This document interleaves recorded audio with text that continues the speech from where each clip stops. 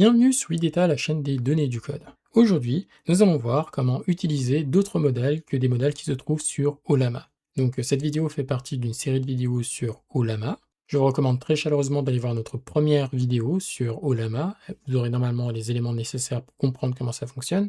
Et si vous êtes passionné, vous pouvez regarder toute la playlist. Donc ici, je pars du principe que vous avez déjà Ollama qui est installé, que vous savez comment télécharger des modèles, que vous avez aussi Page Assist si vous voulez tester les modèles de manière plus simple que dans le terminal. Et on peut commencer. Donc un simple petit rappel, si vous voulez trouver des modèles que vous pouvez télécharger sur Ollama, vous pouvez être sur la page d'Ollama, puis cliquer sur en haut à gauche Modèles, et ici vous avez une liste de tous les modèles qui sont disponibles. Alors vous avez une bonne liste, mais il y a quand même deux limitations qu'on peut noter lorsque vous utilisez Ollama.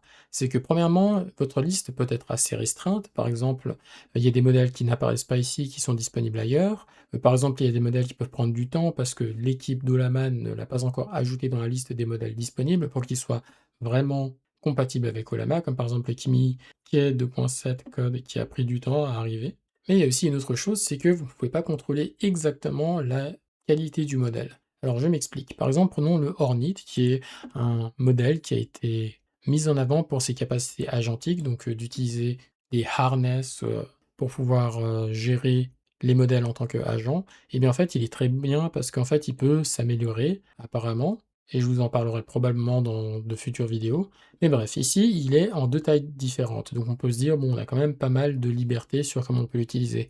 Mais en réalité, si on clique sur un modèle, comme par exemple le 9B, c'est égal, et bien ici, on va voir qu'on a cet élément spécial qu'on appelle la quantization.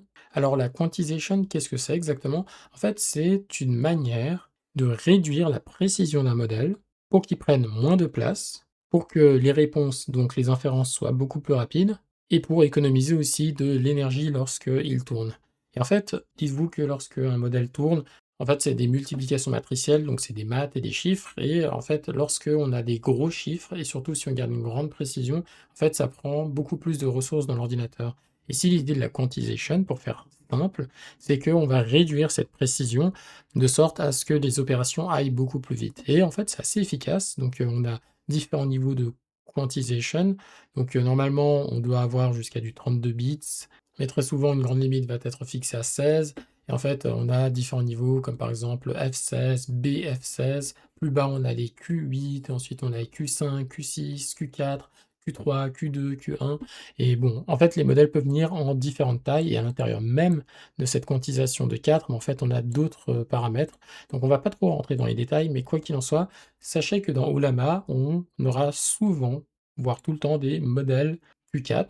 Donc ça, c'est une quantization qui est assez spécifique parce qu'on estime que en diminuant la qualité du modèle à ce niveau-là, on a un bon équilibre, donc on ne perd pas trop en performance et on gagne en plus en espace, etc. Et donc des modèles qui typiquement on n'aurait pas pu les faire tourner sur nos propres ordinateurs, ben, tout d'un coup deviennent disponibles en devenant beaucoup plus petits. Et par exemple, pour l'ordinateur que j'ai en ce moment, un Hornet 9B, en quantization 4, c'est juste parfait parce que c'est la bonne taille et je peux l'utiliser. Mais par contre, il peut y avoir des modèles beaucoup plus petits. Par exemple, voyons voir dans la famille des Qwen. Voilà, on a le Qwen 3.5 par exemple. Et là, vous voyez qu'il y a différentes tailles. Donc je vous rappelle que ça, ce sont des milliards de paramètres. Et techniquement, je pourrais faire tourner jusqu'à du 9B. 27B, là, je commence à tourner un peu, à forcer un peu trop mon ordinateur. Eh bien, je pourrais me dire peut-être que, ah, mais j'ai remarqué qu'en utilisant le 4B, mais en utilisant une quantisation qui est moins violente ou moins forte, eh bien, je peux avoir des performances qui sont bien meilleures que le 9B, par exemple. Et donc ici, ça va nous permettre de pouvoir jauger, jouer, et typiquement, par exemple, dans des cas où on a que, par exemple, 2 niveaux ici, au lieu de me dire, j'essaie de pousser beaucoup trop fort mon ordinateur pour avoir un 35B, peut-être que j'essaie d'utiliser le 27B à sa meilleure qualité, et en fait, j'obtiens la meilleure version de ce que je pourrais avoir du Qwen 3.6. Donc vous voyez que ici, en fait, tant qu'on n'a pas cette marge de manœuvre, on est en train de perdre un peu de capacité. Et c'est pour ça que je vous présente aujourd'hui Hugging Face. Donc Hugging Face, on va en parler encore long en large dans de futures vidéos. Mais ici, vous pouvez imaginer que c'est là où les personnes qui font généralement du machine learning ou qui travaillent dans le domaine de l'IA, entre guillemets, c'est là où ils vont déposer leurs modèles, leurs travaux, etc. De sorte à ce que tout le monde puisse en profiter et que d'autres puissent travailler à partir de ça. Donc ici, vous pouvez cliquer sur modèle, c'est ça qui va nous intéresser. Alors, il faut savoir qu'avant, il y avait pas mal de types de modèles, mais maintenant, on va retrouver principalement que des LLM parce que c'est ce qui a le vent en poupe en ce moment. Et l'avantage de ce système, c'est qu'on va pouvoir trier avec pas mal d'informations. Et il y a une information supplémentaire dont on a besoin, donc vous voyez qu'on en a plein ici. Ici, c'est celui du hardware ou de notre équipement et vous pouvez seulement l'avoir que si vous êtes connecté. Donc je vous invite ici à faire un sign up pour pouvoir créer votre compte. C'est assez facile, on va vous demander votre adresse email et votre mot de passe. Moi, ce que je vais faire, c'est un login direct parce que j'ai déjà ça, donc je vous laisse vous inscrire. Donc, ce temps, moi, je vais rapidement remplir ça. Donc maintenant, on est passé vite. Vous avez la preuve que je suis connecté en voyant en haut à droite parce que j'ai mon petit logo qui apparaît. Et maintenant, je vais cliquer sur modèle de nouveau et on va pouvoir faire nos filtres. Donc, premièrement, on a un filtre sur le type de tâche qu'on ne va pas toucher. On a un filtre sur les paramètres qu'on pourra toucher tout à l'heure si on veut. Donc, je vous rappelle, ce sont les milliards de paramètres. Et si vous voulez savoir là où vous trouvez, il faudra regarder votre VRAM, qu'on va regarder dans quelques instants. Il est divisé par 0,6 et ça vous donne à peu près jusqu'à où vous pouvez pousser votre VRAM, mais à partir de là, ça va commencer à ralentir. Vous avez les librairies, ça on ne va pas toucher. Et vous avez les applications. Donc ici, on va cliquer sur Olama pour dire qu'on veut quelque chose qui fonctionne avec Olama. Attention, ça ne veut pas dire forcément que le modèle va fonctionner, c'est-à-dire en tout cas que ce sera un format GGUF. Donc c'est un format que Olama peut traiter, mais ça ne veut pas dire que le modèle va forcément fonctionner. Et ensuite ici, on va pouvoir utiliser le hardware, et vous voyez que j'en ai déjà mis pas mal. Donc normalement, vous n'avez rien. Et pour le hardware, je vais vous demander de cliquer sur le plus. Donc moi, j'ai déjà mes hardware qui sont indiqués. Ici, vous avez une liste qui va vous dire à quel point vous avez de la puissance. Donc vous avez les GPU pour c'est-à-dire les gens pauvres en carte graphique et les gens riches en carte graphique, vous allez voir que c'est très difficile d'arriver là, parce que ici c'est vraiment le cumul de toutes mes cartes graphiques, et celle-ci fait du 64 en VRAM, celle-ci du 12 et celle-là du 8, donc vous vous rendez compte que cumulé, naïvement, j'arrive à du 84 VRAM et je suis juste au milieu. Donc il y a des gens qui ont vraiment des grosses machines. Et pour ajouter votre hardware, vous pouvez cliquer juste en bas, donc soit vous avez un GPU, donc vous avez une carte graphique, donc vous savez que votre ordinateur est bon par exemple pour la gestion de vidéo ou le montage vidéo ou la gestion 3D, soit vous n'en avez pas et donc il faudra cliquer sur CPU, soit vous avez un Mac avec l'Apple Silicon qui permet des accélérations et vous pouvez cliquer là. Donc pour savoir quel type de hardware vous avez, donc je ne sais pas trop comment faire sur Mac et Linux, mais je vais vous montrer comment faire sur Windows en tout cas. Allez sur votre gestionnaire d'application et cherchez tâches. Voilà, moi j'ai pris gestionnaire des tâches. Et ensuite ici, vous avez toutes les tâches qui sont en cours et vous pouvez cliquer sur le bouton juste en bas, le deuxième, et vous aurez accès à votre processeur graphique. Donc ici, vous avez plusieurs types de processeurs que vous pouvez choisir et vous devrez choisir GPU. Alors parfois, vous avez deux GPU, donc choisissez toujours le deuxième ou celui qui est plus gros. Et moi, par exemple, sur cet ordinateur, j'ai un GeForce RTX 3060. Donc si j'ai un GPU, c'est-à-dire que j'ai une carte graphique. Si je n'ai pas de GPU, c'est-à-dire que je n'ai pas de carte graphique. Retenez bien ça. Et je retiens aussi la mémoire dédiée qui est de 12 Go. Comme ça, je contrôle que c'est bien le bon GPU que j'ai choisi. Parce que des fois, il y a des noms qui sont très similaires. Donc je vais fermer ça. Donc moi, j'ai vu que j'avais une carte graphique, je peux appuyer sur GPU. On va me dire, choisissez un fournisseur. Donc ici, si vous avez choisi quelque chose de très particulier, donc normalement, si vous avez un AMD, un Intel, un Qualcomm, vous le savez. Si vous ne savez pas ça, donc techniquement, vous avez une carte graphique Nvidia, c'est le plus gros fournisseur. Donc moi, je sais que c'est une Nvidia. Ensuite, je peux choisir un modèle, et donc ici, il y a tout plein, et moi, c'est le RTX 3060, donc on va le chercher, il se trouve juste ici. Voilà, et je contrôle la VRAM est de 12, c'est bien ce que j'avais tout à l'heure, donc je peux faire Add Item. Et ici, vous voyez qu'il me l'a ajouté. Alors, je l'avais déjà indiqué ici, mais c'est pour que vous sachiez. Ensuite, si vous avez un CPU, c'est la même chose, choisissez un fournisseur. Donc ici, vous avez soit un Intel, soit un AMD. Vous pouvez cliquer ici. Donc généralement, vous êtes probablement dans un Intel parce qu'un AMD, c'est vraiment spécial. Ensuite, vous pouvez faire Select Model. Et ensuite, vous pouvez choisir les modèles qui sont disponibles ici. Même chose pour Apple Silicon. Ici, cette fois-ci, vous pouvez choisir quel type vous avez. Et donc ici, je suis navré, je ne m'y connais pas, donc je ne vais pas pouvoir vous aider plus que ça. Donc maintenant que vous avez ce hardware qui est sélectionné, vous allez pouvoir faire un filtre et il va vous choisir les modèles en fonction de votre capacité. Notez que des outils comme par exemple LM Studio, on a déjà fait une vidéo sur ça, vous faites ça automatiquement à l'intérieur du modèle, mais Hugging Face permet de faire ça par exemple à quelque chose comme Olama. Donc maintenant, on retourne sur les modèles en cliquant sur modèle et on va aller de nouveau, cette fois-ci sur app, on va choisir Ollama et ensuite pour le hardware, donc pour l'instant, vu que je suis en train d'enregistrer une vidéo, normalement je devrais choisir la RTX 3060, mais vu que j'enregistre une vidéo, j'ai moins d'espace graphique disponible, donc je vais prendre celui de mon laptop qui est un peu plus petit. Comme ça, je ne fais pas d'erreur, mais de toute façon, je vais choisir les plus petits modèles. Et une fois que j'ai fait ça, ben, vous voyez que ça m'a filtré pas mal de modèles. Et donc, vous voyez qu'ils sont de différentes tailles. Je peux les trier par tendance, par les plus aimés. Je peux les trier aussi par ceux qui sont le plus téléchargés. Et bref, vous allez voir qu'il y a plein de noms qui sont spéciaux, comme par exemple ici, vous avez Embed, donc c'est-à-dire que c'est un modèle d'embedding, par exemple. Et si vous voulez vous dire, bon, moi, j'ai pas envie de faire d'embedding, je peux choisir un task, comme par exemple Text Generation.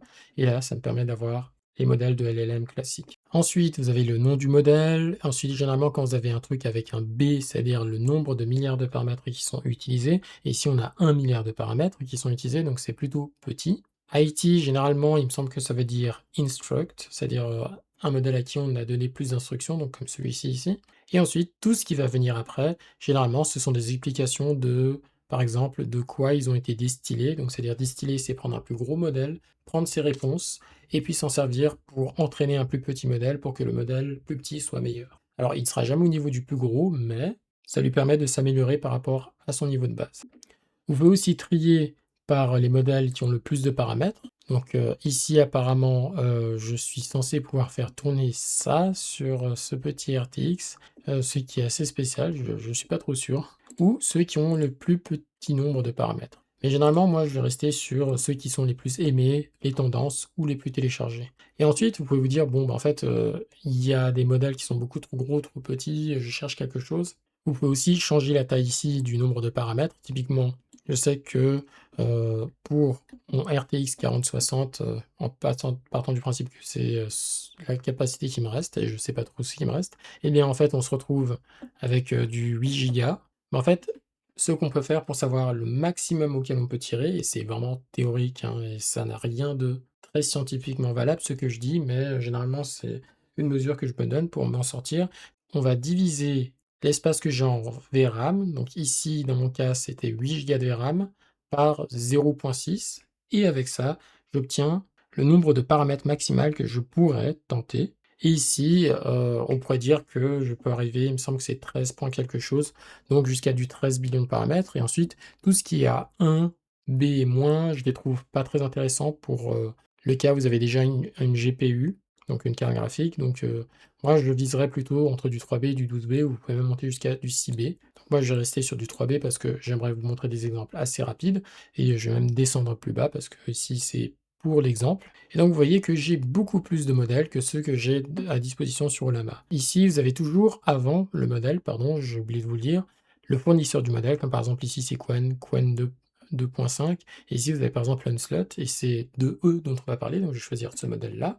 Donc Unslot, eux, ils sont vraiment spécialisés, ils créent vraiment pas mal d'outils pour pouvoir faire du fine-tuning, donc de l'amélioration des modèles, et ils font aussi de l'amélioration des modèles, et donc vous voyez par exemple qu'ils ont fait ça sur le Phi 4 mini, et donc l'avantage avec Hugging Face, c'est que vous pouvez descendre, et en bas à droite, bah, vous avez l'histoire du modèle, comme par exemple le modèle est sorti comme ça par Microsoft, et eux, ils l'ont quantize. Et donc, c'est-à-dire qu'ils l'ont rendu plus petit, comme vous le savez. Et donc, vous voyez qu'il y a différents niveaux de quantize, et l'avantage, c'est qu'on a des petites coches vertes pour nous indiquer bah, jusqu'à où je peux aller avec mon modèle. Et vous voyez que là, je peux monter vraiment jusqu'à du Q8, donc ce qui est super pratique, alors que par exemple, le même modèle qui se trouve sur Ollama, donc je vais chercher Phi 4, voilà, qui est du 14B, et que je clique dessus, voilà, on a du Q4. Donc vous voyez que je peux prendre un modèle plus grand, et pour pouvoir le faire, c'est simple, je vais dans Use this model, ensuite je vais dans Ollama, puis ici il va me dire quelle taille vous voulez, et moi j'ai vu que je pouvais aller jusqu'à du Q8, donc j'ai cherché Q8, donc BF16 c'est vraiment le plus gros, c'est-à-dire que le modèle n'a pas été échangé, c'est vraiment le niveau de précision le plus haut. Je vais pas prendre ça parce qu'apparemment ça ne marche pas avec mon ordinateur. Et ensuite, je vais prendre le Q8 ici, et j'ai deux solutions. Soit je le copie, ensuite je le mets dans le terminal, ce qu'on va faire tout de suite. Soit je peux le télécharger depuis Page Assist, donc cet outil qu'on a, donc qui est vraiment pratique. Donc si je clique ici, je peux l'avoir, mais je vais vous montrer quand même cette version-là parce que c'est la plus compliquée. Donc je copie, je vais chercher mon terminal dans les applications. Donc je peux écrire terminal par exemple, ou cliquer sur ma barre d'outils. Et ensuite, je vais coller ça. Alors si je le laisse le run ici, Comme vous le savez, ben, en fait, ça va le télécharger et le lancer, alors que moi, tout ce que je veux, c'est le télécharger. Donc, je vais faire pull, hop, et ensuite, on va le laisser se télécharger. Voilà, le téléchargement est terminé parce que j'ai passé rapidement. Donc, on va ouvrir Page Assist. Donc, pour l'ouvrir, c'est sur votre page web. Vous avez ce petit bouton qui ressemble à une bulle avec 3 petits points. Vous pouvez cliquer dessus et nous nous retrouvons sur Page Assist. Et si je clique sur la liste des modèles, ben, vous voyez qu'il se trouve juste ici. Donc on va pouvoir le choisir, donc on va voir si, mon ordinateur va pouvoir le lancer, sachant à quel point il est gros, donc Who are you? Et en plus je suis en train d'enregistrer, donc peut-être qu'il n'y a pas assez d'espace. Donc vous voyez qu'il a commencé à écrire et il a écrit I am Fi developed by Microsoft et cetera, donc super, c'est-à-dire que j'avais assez d'espace et vous voyez que j'ai utilisé un modèle Q8. Donc parfois il peut y avoir des soucis parce que même si, c'est du GGUF, c'est-à-dire qu'il peut y avoir des situations où en fait, le format ne joue pas très bien avec, que par exemple, j'avais déjà essayé un modèle de diffusion, apparemment ça ne marche pas trop sur Ollama. J'avais essayé un modèle qui avait plusieurs GGU files, donc des fichiers GGUF, et là encore, Ollama ne savait pas gérer. Donc voilà, des fois, vous pouvez avoir des mauvaises surprises et que ça peut ne pas marcher, mais ici, apparemment, ça fonctionne.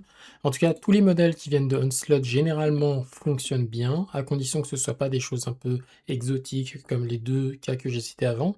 Et vous voyez que Hugging Face, c'est vraiment un endroit super pour pouvoir tester par exemple, des expériences que certaines autres personnes ont fait, comme par exemple ici, faire de la distillation de cloud et cetera, ou voir, ce que tout le monde a fait avec, d'autres modèles. Parce que par exemple, je peux chercher le modèle, Gemma, donc on a le modèle, Gemma 4 ici, ou par exemple voilà, Gemma 3B, donc là vous voyez que ça a été fait par le même fournisseur, mais il les a fait différemment. Ici il a fait un Neo iMatrix, là il a fait un Aurore, donc je sais pas à quoi correspondent ces informations, donc on va voir ça tout de suite. Donc apparemment ici c'est un Neomatrix, c'est une méthode je crois pour améliorer du coup. Donc c'est-à-dire que la partie pour, l'embedding et le tensor, ben, sont en maximum, en précision totale, donc intéressant. Et il y a l'autre version Aurore, apparemment il a utilisé Grande Aurore, alors je sais pas à quoi ça correspond, est-ce que c'est un modèle? Est-ce que c'est un jeu de données? Bon bref, apparemment c'est une approche et vous voyez qu'on peut avoir jusqu'à du Q8 ici, donc très intéressant. Et on en a d'autres qui sont vraiment fine tunés pour avoir des réponses différentes. Il y en a d'autres qui font en sorte à ce qu'il y ait pas de censure dans dans les modèles. Il y en a qui font en sorte à ce qu'il y ait d'autres capacités qui apparaissent. Donc vraiment, vous avez l'embarras du choix ici.